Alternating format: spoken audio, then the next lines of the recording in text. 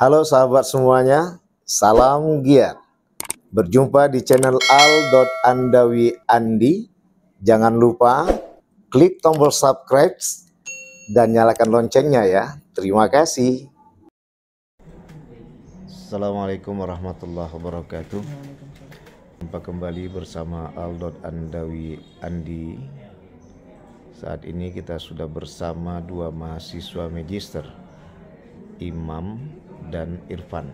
Sekarang Ustadz mau membimbing kalian juga kepada teman-teman penonton YouTube di kalangan Bumi Nusantara, di kawasan Bumi Nusantara yang berada di magister S2 maupun di S1 maupun S3 dalam teknik penulisan yang akan kita kembali.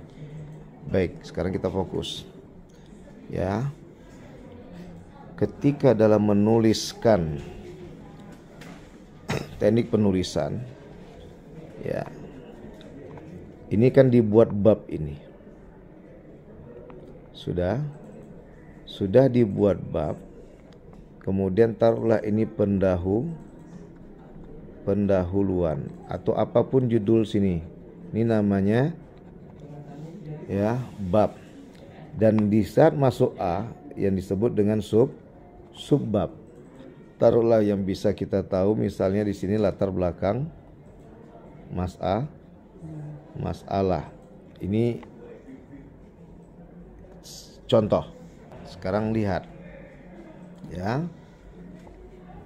Ini Ustadz selalu kasih analogi mudah untuk dipahami dengan meja.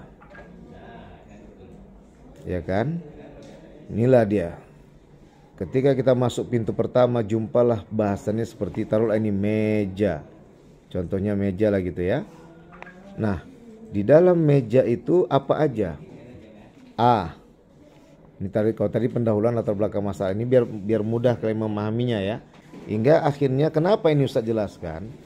Di saat kalian mengetik itu makin mengindahkan kita untuk menghadirkan ketikan yang tersistem dengan isi serta teknik penulisan. Contoh di mana? Di saat kalian telah fokusnya bicara tentang taruhlah tadi yang tadi di sini kan tadi bab ini tadi Ustaz buat contoh analoginya adalah meja.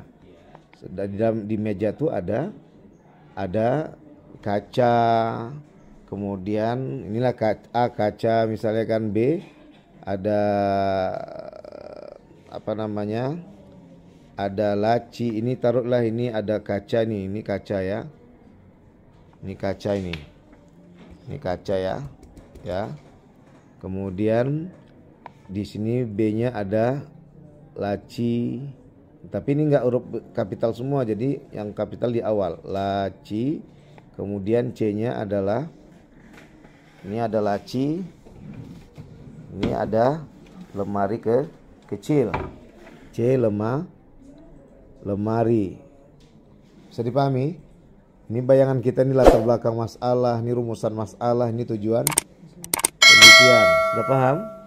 Masuk berikutnya. Ketika kita mau bahas yang ini dulu, ini Ustaz pindahkan dulu biar enak, biar paham. Pindah kita di sini A tadi. A tadi apa? Kaca misalnya.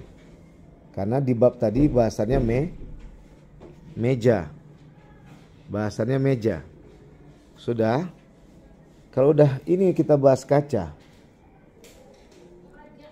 Ya kan? Awalnya dari situ tarik. Ustaz suka mengatakan awalilah dia menjadi alinea pertama yang nanti jadi imam. 1, 2, 3, 4, 5. Ada dia 3, ada dia 5, ada dia 7. Kalau Ustadz nyarankan kalau nggak 5, 7. Saat ini adik-adik sekalian itu merasa bahwa tulisanku nggak banyak. Yang kedua, mau puisi apa nanti di bab berikutnya? Udahlah, ambil aja lah 5. Ya kan? Atau ambil aja 3. ternyata ke depan masuk bab 2, bab 3 berikutnya sampai dari A1, A kecil, 1 tutup kurung, A tutup kurung, begitu nanti. Jadi terakhir rusak nanti indahnya susunan alinea pertama. Penempatan alinea pertama. Alinea pertama ini nantilah menjadi imamnya. Makanya di barat itu teknik penulisan alias metodologi penulisan atau pembimbing 2 itu yang menjadi nilai utama itu. Kenapa? Karena dari melihat kerapian tulisan itulah yang membuat orang terundang untuk membaca skripsi, tesis atau disertasi kita, penelitian kita. Sekarang ini kita membahas tentang tesis. Sudah? Itulah yang mengundang. Isinya apa? Nggak dibahas dulu. Yang ditengok, rapi kali ya. Susunannya rapi kali ya. Orang terundang. Yang kedua, baru nanti setelah terundang dengan kerapian, masuk kepada spoknya. Subjek, predikat, objek, keterangan. Disinilah mereka akan bisa memahami. Kalau dia bahasa asing tinggal diterjemahkan.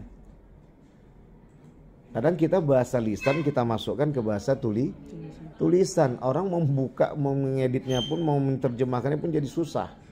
Udah, sekarang kita fokus daripada teknik penulisannya. Sudah, masuk tadi 7 lah. Taruh kita 7. Mulailah tadi. Nah, kita ambil dari sini. Nah, jadi rapi dia. Ini pembahasan tentang kaca. Karena yang bagian A tadi alias pertama tadi kaca. Setelah bab dia masuk dia A, subbabnya. Ini namanya subbab. Sudah, nggak ada lagi lah tadi kaca tadi cuma satu ini. Meja tadi cuma satu kacanya. Ya, cuma satu kaca. Baik, sudah. Ini Ustaz kasih tahu lagi yang berikutnya. Kedua, ada memang orang langsung setelah dia dibuatnya begini, di bawah K inilah langsung sambung. Inilah mereka-mereka yang mungkin kepingin lembaran penelitiannya tebal. Sedangkan kesini nanti kan banyak kali lagi susunan kata yang mau digabungkan. Itulah saya bilang tadi bahwasanya saat ini kita merasa kepingin jadi tebal dia sampai mengantar 100 halaman kalau untuk tesis. Standarnya. Kalau skripsi 56 50 sampai 60 halaman. Kalau tesis 100 halaman. Jadi dibuatnya di bawah K ini. Tapi ketika masuk bab 2 rupanya banyak yang mau diceritakannya. Terakhir kelebihan muatan. Jadi 125. Nanti terjadi lagi kesusahan dalam mengecilkannya. Maka Ustadz ngasih saran ambillah di bawah A ini. Karena nanti di bab 2 bisa aja kita kasihkan jumpa semua nanti bahan-bahan untuk kita melakukan pengetikan penulisan. Baik, sudah.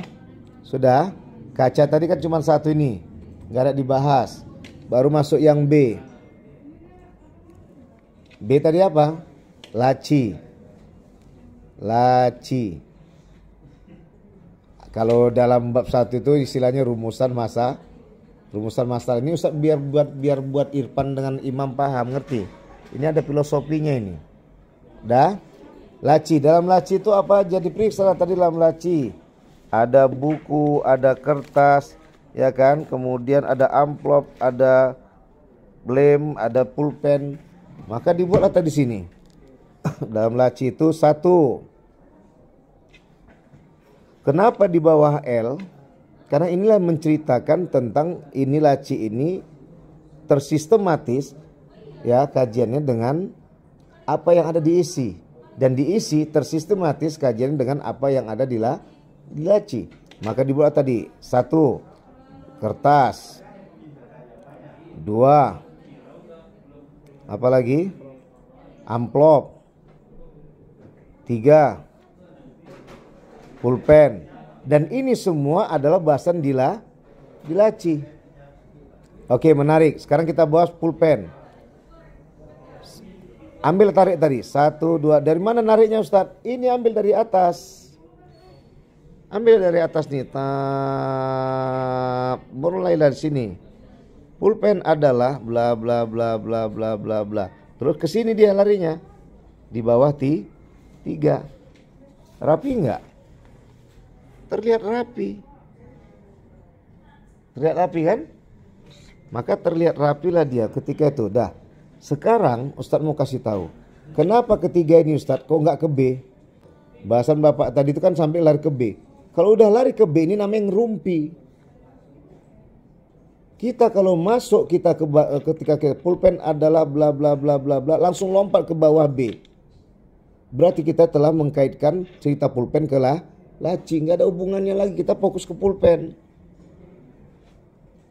Paham? Kalau ada rumusan masalah jangan lagi dikaitkan ke atas. Fokusnya adalah rumusan masalah. Karena sudah diantarkan oleh tadi latar belakang masalah menuju rumusan masalah. Sudah diantarkan tadi adalah kaca menuju kepada diantarkan tadi laci menuju kepada kertas, amplop, pulpen. Ketika kita bicara pulpen jangan lagi singgung laci. Ini yang terjadi ngerumpi di dunia penelitian yang tak kemana-mana kaji karena hadirlah judul baru.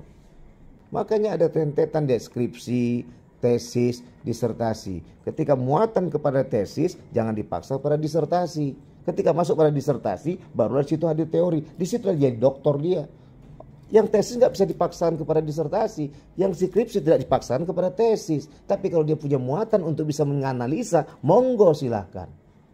Itulah makanya nanti diarahkan, ini kamu bagus nih, kamu bisa langsung kepada S2.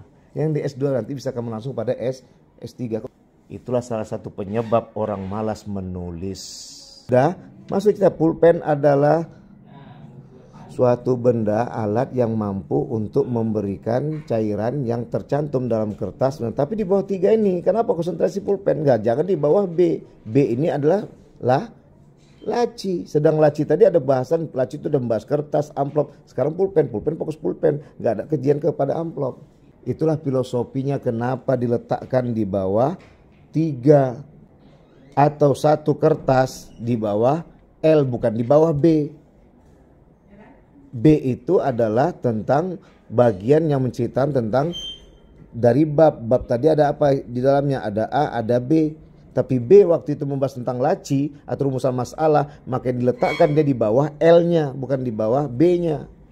Ini sebenarnya masalahnya biar fokus kita kepada apa yang mau kita bahas.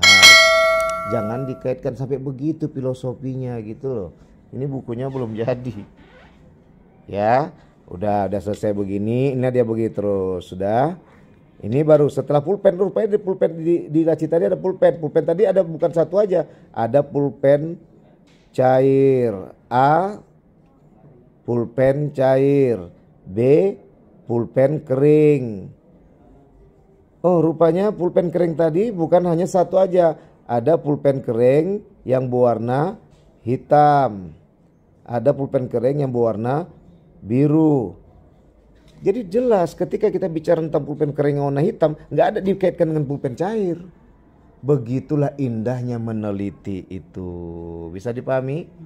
Baik, saya rasa cukup sekian dalam kajian tentang teknik penulisan. Ternyata di balik itu mempunyai muatan makna hingga mengarah kita kepada konsentrasi dalam menyusun kata-kata yang sesuai dengan data yang kita punya hingga tersampaikan dengan sistematis sesuai dengan ruang-ruangnya.